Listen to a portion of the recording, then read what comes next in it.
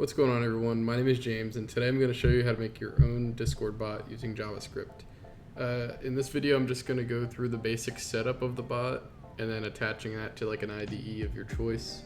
And then I'm just going to do like one or two simple commands just to start. And then I will have other videos out where I will build off of this foundational video and do things like attach a database to your bot, or maybe have like a daily message sent through your bot, or maybe you want to do like an API pull with your bot, like using a command or something. But that will be later, so I'm just going to get right into it. First, you're going to come to the discord.com/developers/applications. You might have to sign up for Discord developer mode or something, or turn it on in the app. I don't really remember. But eventually you'll be on this page, and for you, there's probably not going to be any applications there. But I have one here called BananaBot. So let's go ahead and make a new one real quick. Call it whatever you want. I'm just going to call it Super Cool Bot. This isn't the name of your bot, but it's the name of like the space your bot held. So just confirm you're not a bot yourself. And here we go. We have general information. So first, let's go to installation. We have to do, for the install link, we're going to set this to none, because if you don't do that, you're going to get an error later. Next, you're going to go to bot, and here you can change the username of your bot. You can see like the Discord numbers attached to it right here. I'm cool with this name. You can change the profile picture or banner if you'd like. The token is right here. This is like basically a password to log into your bot. This will become useful later, but for now, public bot. So I'm gonna disable this. You should disable it too while you're developing the bot, and then if you want to release this to the public, then you can check this again and then do something with the other installation link that I can show you later. But for now, uncheck that. And then we have gateway intents. So these are basically used for developers to choose which events their bot receives, like based on what kind of data you need for your functionality. I know for the message content intent, if you have like a React to receive a role message or channel in your Discord, and you want to use a bot to do that, this will allow your bot to read the reactions from each user on that message and then be able to assign the roles. So I just enable all of these. You're going to need them sooner or later anyway. And then we can do administrator permissions and just save changes. And then that should be good there. Okay, I think we're all set here. We just got to go to, where is it? It is, here it is. The URL generator. So you're gonna come to the auth2 and then scroll down to here, and then you're gonna click bot and then do applications.commands. This will allow you to have your users interact with your bot using like /commands. And then we can just do the administrator, and then it'll give us this link here that we can just copy. And now we're gonna go into Discord and just gonna paste that link there that we just generated. And now you're going to click on it and add that bot to your server and give it administrator permissions. And just like so, the bot has joined the server. You can see it right here, and it is currently offline. So that is all good there. Next up, we are going to go to the desktop and then create a new folder. You can call it whatever you want. I'm just going to keep it the same name as the bot. Super Cool Bot. And now you're going to go to Visual Studio Code, or you can do this in another editor, but I just recommend Visual Studio Code because it's my favorite editor. So go to File, Open Folder, and then just type in the name. Well, first go to the location, and then type in the name of that folder you just made, Super Cool Bot, and then open it. And then you might have to say like trust the author or something. Just click yes. And now we're here. Awesome. One more thing you needed to do before you go forward, just make sure you have NodeJS installed. You can do that by going into the terminal on Windows or on Mac and doing node with the version flag. And if you have a version, then that's great. I recommend using version 20 or later. think there's probably a newer one out by now, but I'm not sure. And if you get an error, then you're just going to need to install it. I think you can go to like NodeJS.com or just look it up on Google or something, install it, and then come back here. Okay, now we've done that, we're going to use the terminal within Visual Studio Code, and we're going to do npm initialize and then the Y flag. And as you can see, it creates a package. That's perfect. And now we're going to install a couple other things by doing npm discord npm install discord.js.env and Djs commander. So what these do, Discord.js is just a Node.js module that lets you interact with the Discord API very easily. That's mainly what we're going to be using. And .env stores environment variables very securely in the root of your project with a .env file. Very useful. And Djs commander, this is a JavaScript library that simplifies the process of handling commands in Discord.js. So all these are very necessary. So I'm going to install them now. Okay. So now you can see a few more things popped up here. That works.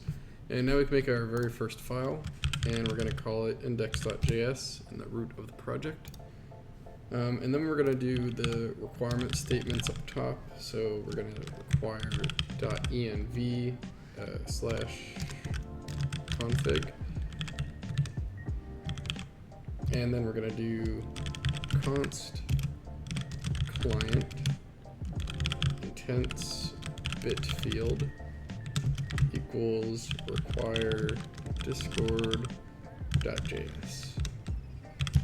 And then const command handler equals require Djs commander. And then just one more for now, const path equals require path. And that's just going to help us keep things nice and organized later down the line. Now that we've done that, we can create a client, which is basically just another word for bot, the bot we're working on. We're going to initialize it, the intents, and these are the permissions that I was talking about earlier. So we're going to have a intents bit field .flags .guilds, and then we're going to do this a couple more times. Whoops, that's not a semicolon, sorry, that is a comma. Copy and paste a couple more times. So we got guilds, we have guild members, we have guild messages, and then we have message content. So guild is another name for server, so this is basically information about the server members and information about the server messages, and then the content of those messages. So that's basically all that's saying. Put a comma here and a semicolon here. Oops. Okay, cool. And then I'm gonna do a client.once ready little function here,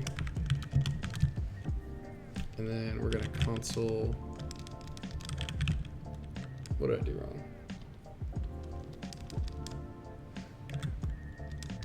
Oh, I see. Okay.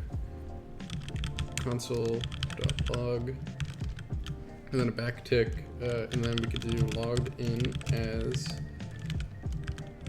client.user.tag. So it's basically just saying like this bot, the user, and it's like Discord tag basically. So whenever we log in, it's gonna display a message that says logged in as, and then it should say super cool bot with that number. Okay, that's good. And then next what we're gonna wanna do is create a new file in the root of the project. It's a .env file. And then we're going to go back to that Discord admin portal, and then go to bot, and then back to that token, I was talking about earlier. It's going to say reset token, so you're going to reset it, and then yes, and then two-factor authenticate it, and then it's going to give you this little string here.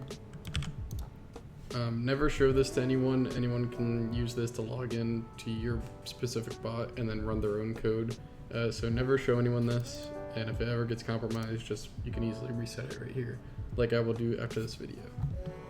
So now that I've copied that, I'm going to go into my .env, and I'm going to make a new variable, and I'm going to call it Discord _ client _ token, and then equals, and then this string right here.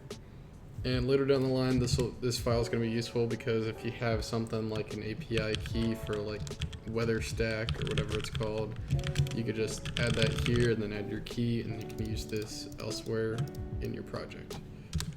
But that's good for now. So save that, exit out, and then I can do client.login.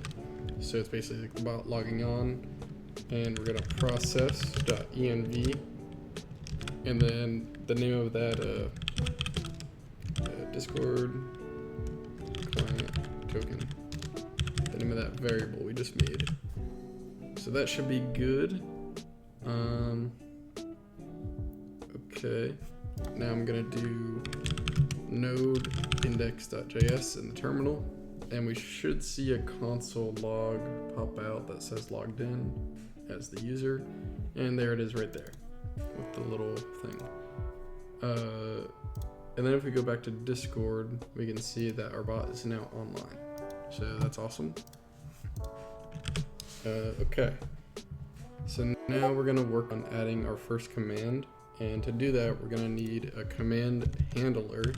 Alright, so now we're gonna make a couple commands, and before we do that, you could technically make the commands within this file, but it would get very cluttered. It's like in Java if you made every single class within the main.java class. So instead of doing that, what we're gonna do is use the command handler, so that way we can sort the commands into another directory where they're each their own separate file, and we can also use that to load an events directory where we can store certain events, like if a user in chat types like some random word like hello, then the bot can respond hello to that. So to get started, I'm gonna do new command handler. We're gonna do first property will be client, and then we're gonna do events path, and then path.join, directory name, events, which we won't use right now, but we're gonna use that later. It's also is a comma, and then commands path, and then path.join, directory name, commands. Oops. Okay, that should be good, comma. And then up here, what we're gonna do is create two folders. One of them is gonna be called events, and one of them is gonna be called commands. And make sure this lines up perfectly with what's right here, otherwise this won't work. So now that we've done that with the command handler, we can go into the commands and then create a new file. And for the first one, we're gonna make ping.js. Okay, so now we're gonna work on the /ping command. So just so you know, for every command you make, it has to be exported as a method. So there's two portions to that. There's the data and then there's the run. For the data, it's gonna have the name, which is just the name of the command, name of the file, what you're going to use to activate the command, and then the description, which is basically just like describing what the command is. And as you type the command in Discord, this will like pop up above it to let you know what you're about to run. I'm sure you know what I mean. And then the other portion is the run, which is just like the meat. It's where you're actually going to put what's supposed to execute for the command.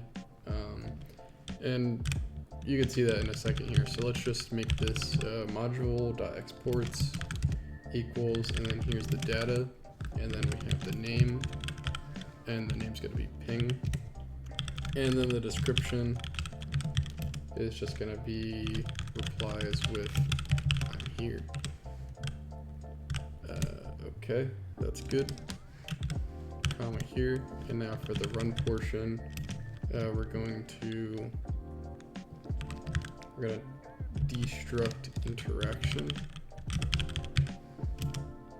like so, and then call an arrow function, and then just do a little simple interaction.reply, and I'm here.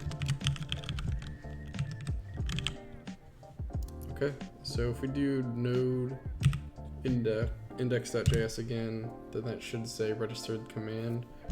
Okay, and every time you make a new command, it should say this, otherwise it's not going to work. So if you don't get this in the console, then you did something wrong. And every time you edit a command, it should say edited, at least this portion of it anyway. Okay, so let's go back into Discord, and then we could do slash ping, and also make sure you use the right bot. Like if you have multiple bots in the server you're testing in, you want to make sure you use yours, because I've definitely mixed them up before. And here's the description we wrote. It says replies with I'm here, and then here's the name of the command as we typed it. So let's go ahead and send it. Unknown integration. Okay, so I don't know what I did, but I'm just going to end Discord and then restart it. Okay, we're back. Okay, so after restarting Discord, I'm gonna do slash ping again. Make sure I do it with the bot I'm working on, and then there you go. It says I'm here. Okay, so that works well. This portion is done, and I'm just gonna make one more command real quick, and I'm gonna call it uptime. It's a pretty simple command to make. It's a nice one to have if you want to check how long your bot's been running, if you have it on a server later. So it's got the same basics for every single command, so I'm just going to copy and paste, change this to uptime, and I'll change this to replies with client uptime. And then we're going to change this up a little bit. So what we could do, we could just do keep this and then do like this plus interaction dot client dot uptime. We could do this, but I'll show you why that's not exactly going to work. So it logs in, it registers the new command, and now we go to Discord. We might have to restart Discord first actually, so let me do that real quick. Okay, we're back. So let's do the uptime command and make sure we do it with the right bot. Send it, and there we go. So it sends us this random crazy number, 32,242, and that's because this right here, the interaction.client to uptime, that is in milliseconds, and we have to convert it if we want to make this actually useful. So it's actually pretty simple. It's only like 5 lines of code. So let's just do like const uptime equals interaction dot client dot uptime, and then we're gonna do const seconds equals math.floor, and then we're gonna do 2 parentheses uptime divided by 1000, and then modulo 60. That's gonna give us the seconds. And then for the most part, we could just copy this, change it a little bit. I did not mean to copy this base too. Okay. So we're gonna do seconds, and then minutes, and then hours, and then days. And you can even do years if you wanted to, but you probably don't need that. So uptime divided by 1000 times 60, And then modulo 60, that's good for minutes. And this one's gonna be kind of similar. 1000 times 60 times 60. And modulo 24. That should be good. And then for the last one, it's just gonna be uptime divided by 1000 times 60 times 60 and then times 24. And that should be good. I got mixed up in the parentheses. There we go. Actually, I need one less parenthesis here. Okay, cool. And then do const uptime string equals backtick days and hours and buttons. Then you make this look prettier if you want, but I'm just gonna leave it like this for now. And then I'm just gonna do interaction dot reply and gonna do uptime and then just pass in the uptime string, and just like that we should be good. Let's restart the bot real quick and then go back into Discord and then do /uptime. And I messed up a little bit somewhere because 42 minutes is not right for that. For what is that, minutes? Oh crap, yeah, that's not right. That is a modulo. There. Nope, that is a times. Okay, that should be good. Restart it, go back into Discord, and it's been up for just 2 seconds. Give it a couple more. Now it's been up for a minute. Minutes is still wrong. Uptime 1000 times 60. Whoops, messed up again. Okay, third time's a charm. 3 seconds, give it a couple more. 9 seconds. Sweet, okay. Alright, so that's it for now. That is the end of this foundational video. We have 2 commands here. We have the basic setup in the index. We can actually use our bot in Discord. From here, there's going to be additional videos on like random topics, like adding a database connection to your bot, or I think the next one is going to be adding a daily message to your bot, because that one's fairly simple. And then API usage, that'll be a future video as well. And if you enjoyed this and you want to stick around and learn more, then feel free to subscribe to the channel. And thank you for watching.